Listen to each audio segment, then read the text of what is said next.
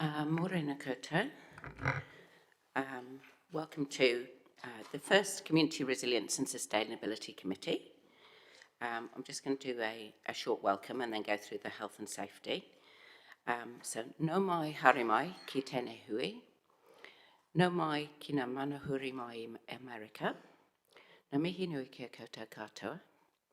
Te iwi o rangatani o Manawatu, tēnā koutou. Te konahira o Papaioia, tēnā koutou. E ngā mana ina reo, ngā mihi nui ki a koutou katoa. Nō reira, tēnā koutou, tēnā koutou, tēnā koutou katoa. So it's just a welcome to our visitors from the United States, acknowledging iwi rangatani o Manawatu, the council and members of the public who might be tuning into the meeting. So just to let you know that the meeting is being recorded and will be live streamed on the council's YouTube channel. And we will have the health and safety requirements on the display screen. So if there's an emergency, please leave the site immediately by the nearest fire exit and assemble in Te Marae o Hine at the clock tower. Smoking is prohibited. There's a defibrillator in customer services. And if there are any near misses or incidents, please report to the committee administrator, Nika. I'll acknowledge the staff who are here, and particularly Danelle, who is the General Manager of Customer and Community. So we will start with a karakia, which I will read.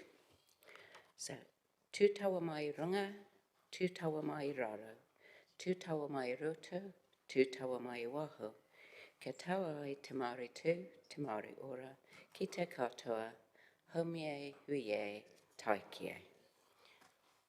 So that is come forth from above, below, within and from the environment, vitality and well-being for all, strengthened in unity.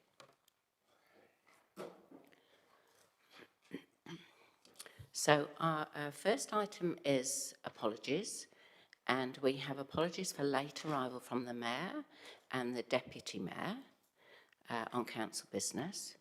Are there any other apologies?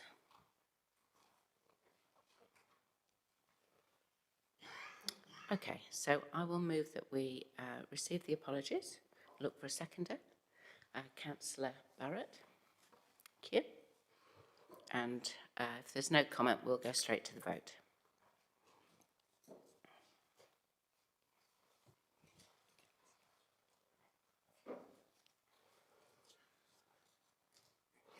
And that is carried, 13 votes for and none against.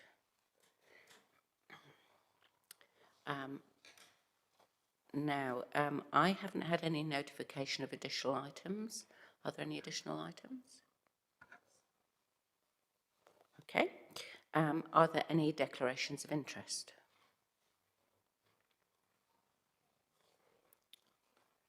No. Okay. Well, that brings us on to public comment. Do you want to take the recommendation after the comment? Yeah. So we've got two public comments this morning. The first one is from Katrine Stroppel-Jones. She's not able to be here today, so Governance Manager Hannah is going to read out her public comment.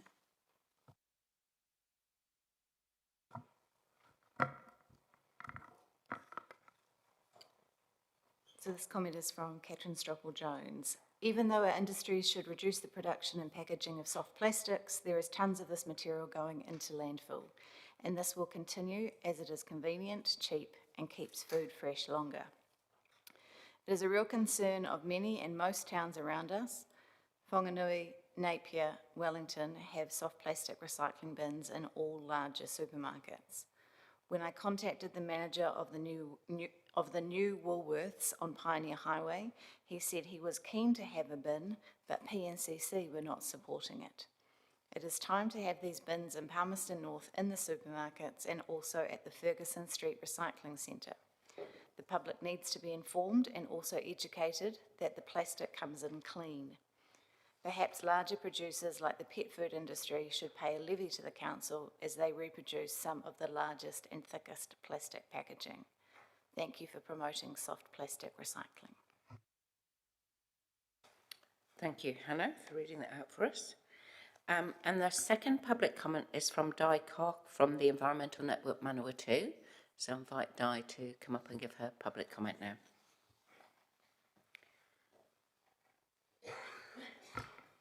Thanks, Di. Tēnā koutou katoa. Thank you, councillors and council staff, for this opportunity to offer public comment on the proposed soft plastics recycling trial. My name is Di Koch, and I'm representing the Environment Network Manawatu, where I'm in the role of Circular Economy Lead. We aim for a thriving planet that sustains future generations by fostering a circular economy where resources are reused and valued. We connect and support community groups, provide education, and we build strong networks to improve local practices. Through shared initiatives and upskilling, we empower people to make informed choices and to contribute to sustainable change. To give some practical examples, part of my work is supporting the Repair Cafe in Palmerston North, self-guided stream cleanups, and managing a recycling drop-off point for lids that are no longer part of the broader recycling scheme. So we have people, often doing so on behalf of groups and organizations, come in on a daily basis into our offices in Cuba Street to drop off certain plastic and metal lids. One of the big advantages of that space is that we regularly interact with the public and get to hear a lot of how they feel about where we're at. So we hear constant concerns from the public about the lack of soft plastic recycling options in the Manawatu. Each week, people who are dropping off their lids ask us about this.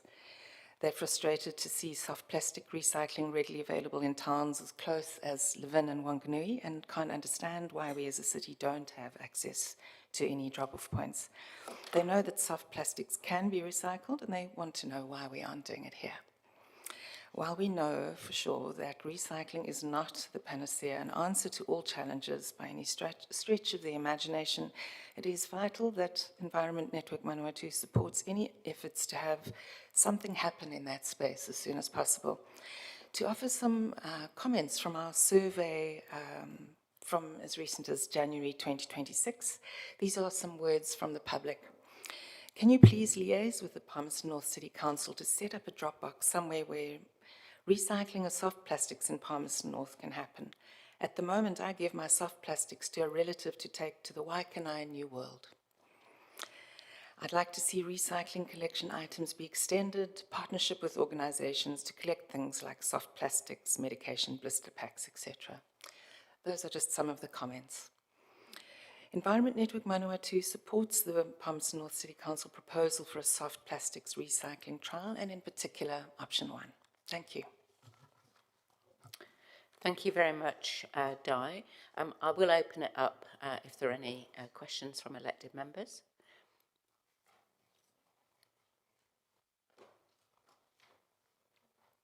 No? Clearly a very clearly expressed public comment, so thank you very much, Di. Okay, so we will, I'll move that the committee receives the public comments for information. Councillor Bowen.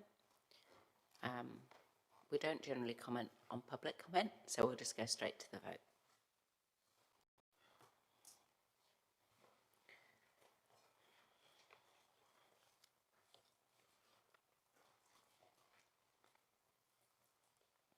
And that is carried, 15 votes for and none against. Thank you. So now we're on to item 6, which is the report on the soft plastics trial, options and costs. I'll invite Natasha Hickman, Acting Manager Resource Recovery, to come and talk to us about that.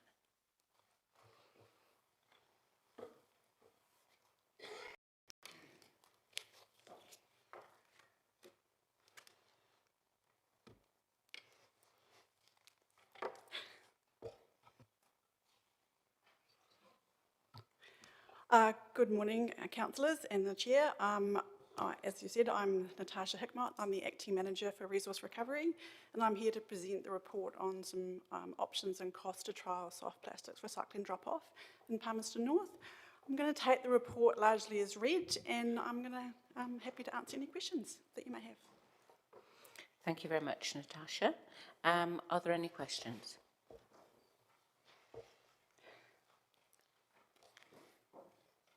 Councillor Wood. Thank you, Madam Chair. Thank you, Natasha. Just one from me in terms of the cost of building an additional space at Awapuni. Is there no space at Awapuni available we could use? No. The soft plastics, prior to us baling them, need to be stored under cover and in an area where perhaps they might not get blown away. And the only storage area that we have is actually inside the factory where we process. And all of our baled product is stored outside after it's baled or in cages.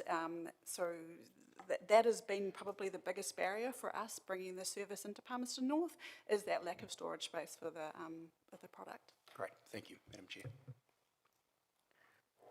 Councillor Naylor. Thank you. I'm just interested in seeing the estimated tonnage of soft plastics that will be diverted under each option, and particularly the option 1 estimates 35 tonnes, and being the supermarkets and Ferguson Street. Option 3, just being the supermarkets, estimates 31 tonnes. So how is it determined, how is the assumption come to that 4 tonnes would go to Ferguson? And if Ferguson Street wasn't an option, do you believe that the people who were going to bring it somewhere wouldn't just bring their soft plastics to the supermarket? Could you repeat that last part? Sorry. Oh, so I'm just comparing option 1 and option 3, and the main difference is whether or not Ferguson Street is an option for drop-off. Is that correct? So option 1 does include Ferguson Street, option 3 does not, yeah. Yes, and the difference in tonnage in the papers, so I'm looking at 4.13 on page 12, it says 35 tonnes under option 1, and then 4.23 on page 13 under option 3, it says 31 tonnes. So there's 4 tonne difference in the estimation. I'm trying to understand how you've come to those assumptions, and I'm trying to understand whether you believe if Ferguson Street wasn't available as an option, whether the people who want to take their soft plastic somewhere, would they not just go to the supermarket? Okay, so a lot in that one. So there's a lot of variables in us determining how much soft plastics we would get. So Chris Evans and I, so Chris Evans is our operations manager who's actually in chambers today in case you have any detailed questions about the operations perspective, have worked quite closely with Soft Plastics New Zealand over the last few months, and we've used data that they've provided us on other sites, so sites in particular supermarkets, sites where perhaps they're at drop-off points like Ferguson Street, understanding what typically the tonnages that we would expect. So based on that information, that is how we've determined our estimates for the tonnages through the various supermarkets and through Ferguson Street. We do anticipate, I think I've alluded to it in my report, that at Ferguson Street there is a potential that we will get what we call non-post-consumer soft plastics. So I'm happy to elaborate on what that means, but what essentially that we're expecting that we might get some commercial or post-manufacturing soft plastics dropped off there, which could mean that that wouldn't come through the system. So that is why we've come up with the 4 tonnes for Ferguson Street. And the various supermarkets, depending on their patronage, will determine how much soft plastics they get. Okay. Hope that answers the question. Yep, that's helpful, thank you. Councillor Barrett. Thanks, Madam Chair. Thanks, Natasha. A few questions. Firstly, just can you tell us what would be built for the 82,000? Nico, do you mind bringing up that that concept drawing that I sent you yesterday? Not that one? Okay. So that is what we're looking at. So it's not a great drawing, I understand that, but essentially it's a whole series of concrete blocks. So it's not actually a permanent building. So it's a whole series of concrete blocks with interlocking pins that have 2 sides, 2 front sides and 2 sides and a back.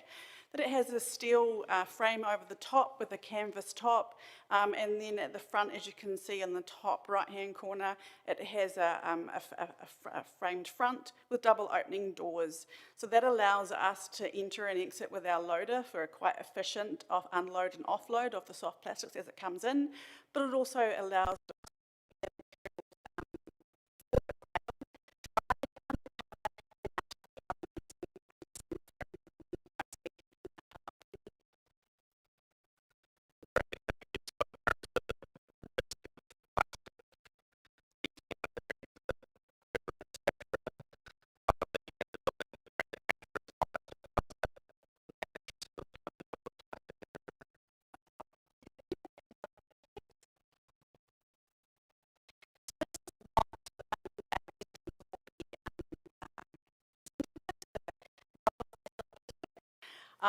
that container is lined with a very large plastic bag. And so what happens is once that's filled, those plastic bags are picked up and tied off, and they're brought to us. So the plastics comes to us essentially inside, I think it's a 240 litre bin, Chris? Yep, a 240 litre bin, so that's a big, huge 240 litre bag, and so they'll be tied off, and so during the unload and unload, during the load through the baler, we've tried to minimise the loose soft plastic, if you like, moving around the site, and this is the common way that this is used in other territories. Great, thank you. Also just wanted to inquire about the state of negotiations with the soft plastics recycling scheme in terms of their commitment or otherwise to meeting the costs of this in the longer term. Their commitment is quite strong. They would really like to see the service introduced in Palmerston North. The challenge that we've had when bringing this to you is that there are, as I said before, there are a lot of variables in terms of tonnages, in terms of how well the service will be taken up by a community, and obviously we're talking about only 8 sites to visit for collections, and we'd like to make sure that the collections are done efficiently. So obviously we don't want to go to one supermarket on one day and another supermarket on the other day. There's also potential problems with the various supermarkets and how much they will get. So in essence, we have tried to make a risk-based approach here in terms of the cost that council might face in introducing this, but Soft Plastics New Zealand have indicated to me very strongly that they want to make this work. Is that in writing? No, it's not in writing. What would it take to get it in writing? I would have to go back to them and ask that question. Probably leave it there for now, see what colleagues have on their minds. Thank you, Madam Chair. Councillor Bowen. Thank you, Madam Chair. Thanks for the report. It's a question about, in 2.2, you talked about why we stopped accepting soft plastics last time, and one of the elements there was contamination. And that issue was also referenced in the public comment that came forward. I did see on your picture there that it said clearly that the plastic had to be clean, but how are we planning to address that issue, which was part of the reason we stopped it in the first place? Okay, so the reason that contamination was such a problem for us in the recycling was more that the people were using the plastic bags to fill their recycling with, and often we were getting plastics that had other things inside them. I probably won't go into detail. What the Soft Plastics New Zealand have found through their scheme in other areas is there actually isn't a great deal of contamination because they are actually in monitored sites, like they're quite visible where they're placed. So people are seen when they put them into the bins. So the Soft Plastics New Zealand have told me they're not seeing a lot of contamination. I'm not saying it doesn't exist, I'm just saying that it doesn't seem to happen as great with the service. Okay, thank you, Madam Chair.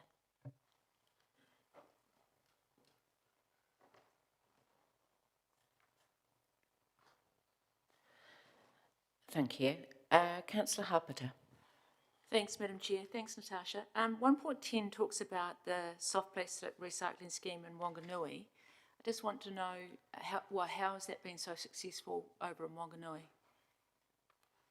Successful how?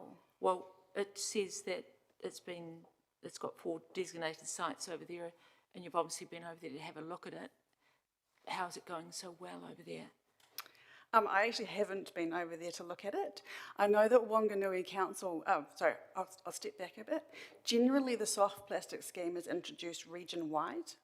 It's not generally entered into one particular council area, but Wanganui District Council entered into a separate arrangement with Soft Plastics New Zealand to bring it to their facility, where they are coordinating the collections and the baling. But I understand from my counterpart at Wanganui it is successful, and that they have received good quality feedback from their ratepayers for the service. And they haven't had any contamination, have you heard? They haven't said they have. They haven't said they have. Okay, thanks, Madam Chair. Mayor Smith. Thank you, Madam Chair. Thanks, Natasha. So there's probably two parts to this, isn't there? That you've got your sort of retail, well, your resident-facing part, which is your supermarkets, your Ferguson Street side. But then there's the large commercial and industrial soft plastic use. You've been in touch with some of our big manufacturers and you know, big box retailers that basically tip all the plastic in the tip? No, we haven't. At the moment, this report was focusing on what we call post-consumer soft plastics. So that is dealing with the soft plastics that have been used in your home, and then So residential stuff, yeah, residential stuff. Okay. Yeah. So no factors of uptake from the Toyotas, the Iplexes, the Goodman Fielders, the Fonterras, the everybody else who uses soft plastic? No uptake from them, although I did have a conversation late last week with the sustainability person at Toyota, and they were quite keen to see something happen in Palmerston North for soft plastics. Yeah, okay, all right. And just the tonnage, I mean, a lot's been made of tonnage, but my understanding soft plastic's pretty light, so we'd be getting a fair bit for the tonnage, i.e. a lot of volume of soft plastic, wouldn't we? Yeah, 35 tonnes doesn't sound like a lot, but in terms of the volume, it's quite massive. To put that into perspective, the little storage container that we're proposing is 70 square metres? Yeah, roughly 70 square metres. And that really only contains enough for us for one bale, maybe a bale and a half. So just to put that into perspective of what something would look like once it's baled, yeah. Yeah, and my understanding, and I'm a ratepayer in another city, is the uptake is pretty good.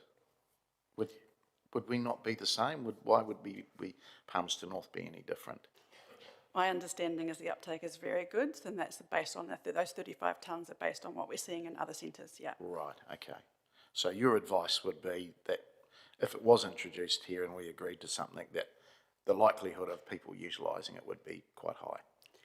Based on the feedback that I get from the public, based on the 2 previous public comments, yeah, and based on my discussions with Soft Plastics New Zealand, that there is a demand for it to be introduced in Palmerston North, yes. Yeah, okay. All right, thanks, Madam Chair. Councillor Kuru. I've just got a question. What is the square meterage of the structure? So 70 square metres. 70 squares. Is it reusable is it repurposable if we don't continue with the trial?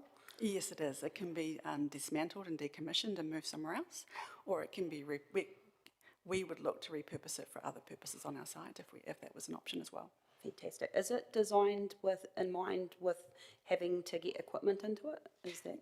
Yes, it is. So the double doors are designed that our large loader can manoeuvre in and out of the facility. Yeah, because my question was going to be, why don't we just get some containers, like a whole heap of $5,000 containers, and put them out, and so it wouldn't work with the sort of machinery that you use. We could use 2 shipping containers, and we have priced that up as an alternative. So we think that it would cost us roughly $6,000 a year, $6,000 over 12 months to hire 2 containers, but it would add additional manual handling. We would essentially have to lift each bag out and probably put it in the loader bucket and then move the loader bucket over to where we would bale it, and then we would have to do that back. So that would introduce some inefficiencies and some time. We've estimated that would add an additional $6,000 in 12 months to the job. Okay, and that's in terms of human resource, having to have a worker working on that. Correct. Thank you. Councillor Sabellin. Thanks, Madam Chair, and thanks, Natasha. I just wanted to pick up on that earlier conversation about the residential versus industrial, and I wondered, since what's proposed as a trial, could we use that trial time to canvass the industrial and commercial entities more fully, and then perhaps factor that into the trial findings for next steps? I'd say that's a definite yes, based on the feedback that I've already received, particularly with my conversation with Toyota. I think that there would definitely be an interest in expanding the service to non-post-consumer soft plastics. And so if we had this up and running and we had some data coming in and some more hard numbers about how it's operating with the tonnage that we're getting, that would be good data to estimate how it might need to look if we introduced a commercial element to it. Yeah, and we can certainly initiate some of those conversations.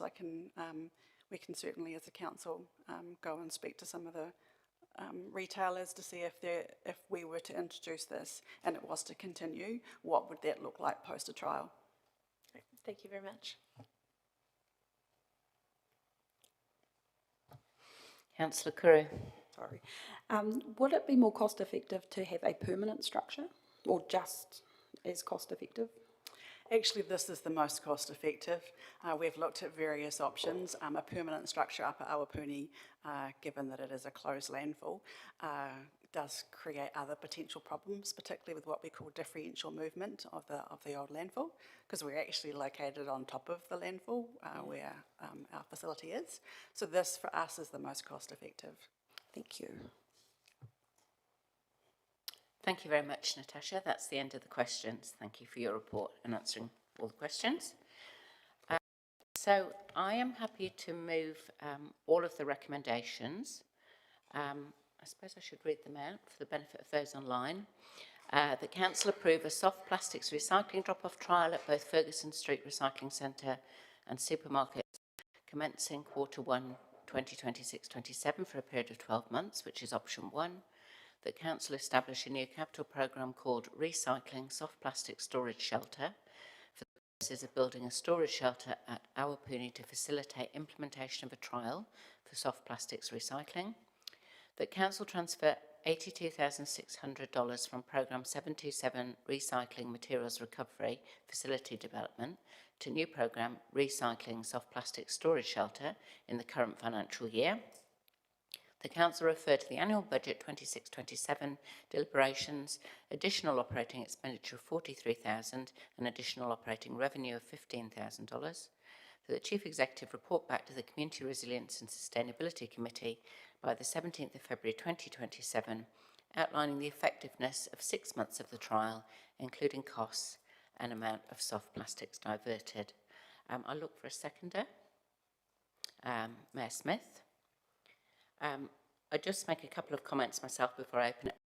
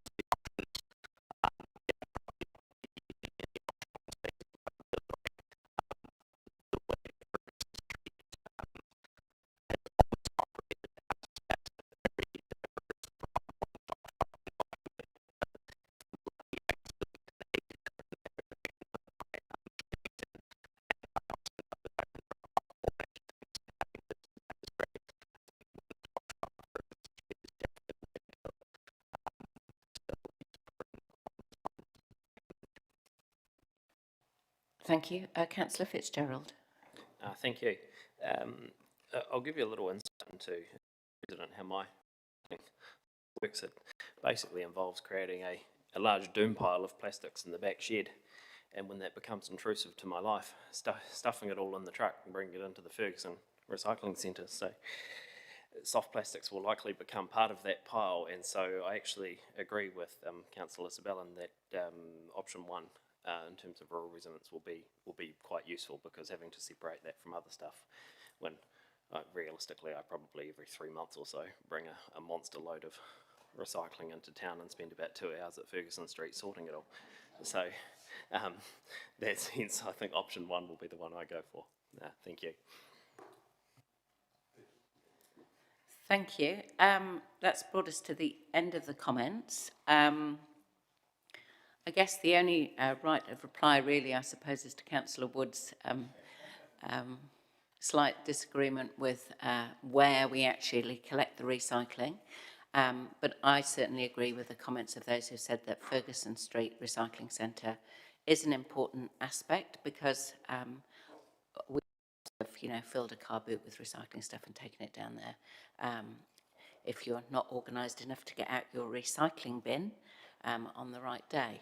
So I think it just is the mindset of this is where you go with your recycling. It would be, for the small additional cost, I think it would be remiss of us not to have a bin there.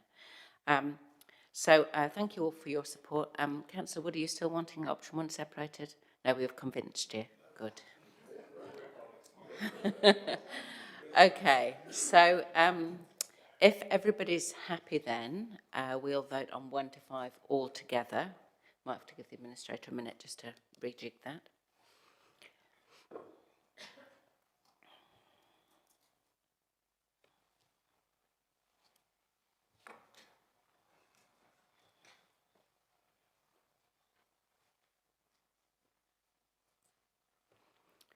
And that is carried, 14 votes for and none against. Thank you. We're missing, well, I think we're missing Deputy Mayor. We're missing another vote. Does someone not vote? No, I missed it. Okay, would you like to declare your vote? You're in favour? Okay, thanks, Councillor Finlay. Right, moving on, I would like to acknowledge the delegation from Missoula that are in the chamber with us today. You're very welcome. We did welcome you at the start, but you weren't here. But I think we have Heather Adams, who is the CEO of Arts Missoula, Barbara Neelan, who's the CEO of Destination Missoula, Linda McCarthy, the CEO of Missoula Downtown Partnerships, and I believe that the Mayor, Andrea Davis, is with the Deputy Mayor at Boys High at the moment. Did anybody from the delegation want to say a few words to the meeting? You have an opportunity, you're not obliged to. Okay, thank you. Mr. Mayor, did you want to say anything particular?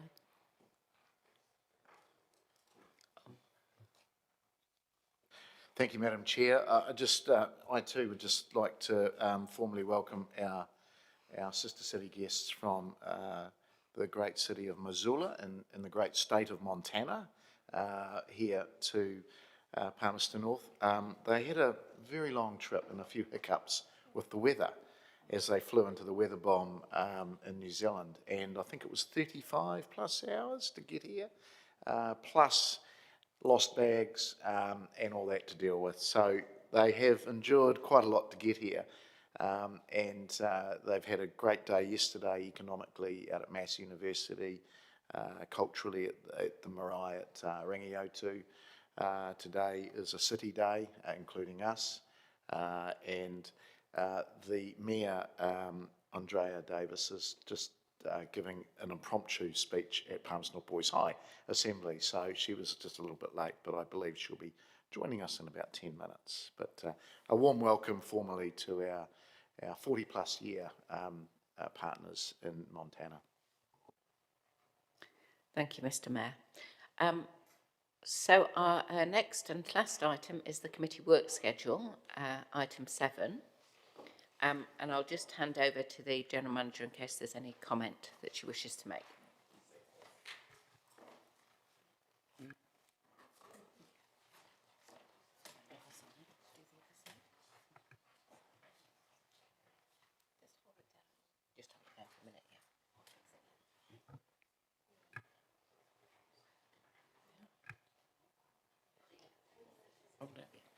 Morena koutou. You'll see that March and April are quite full agendas.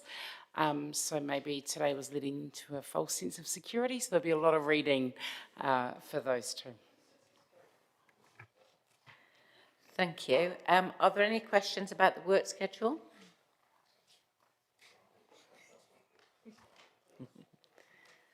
No. Okay. Well, I will move that we receive the work schedule dated February 2026 and look for a seconder. Councillor Barrett. Any comment? Okay, we'll vote, please.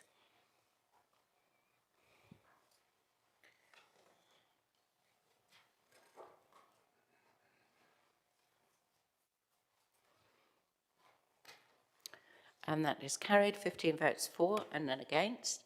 So that brings us to the end of the meeting. So I will just do the closing karakia. Welcome to join in if you know it.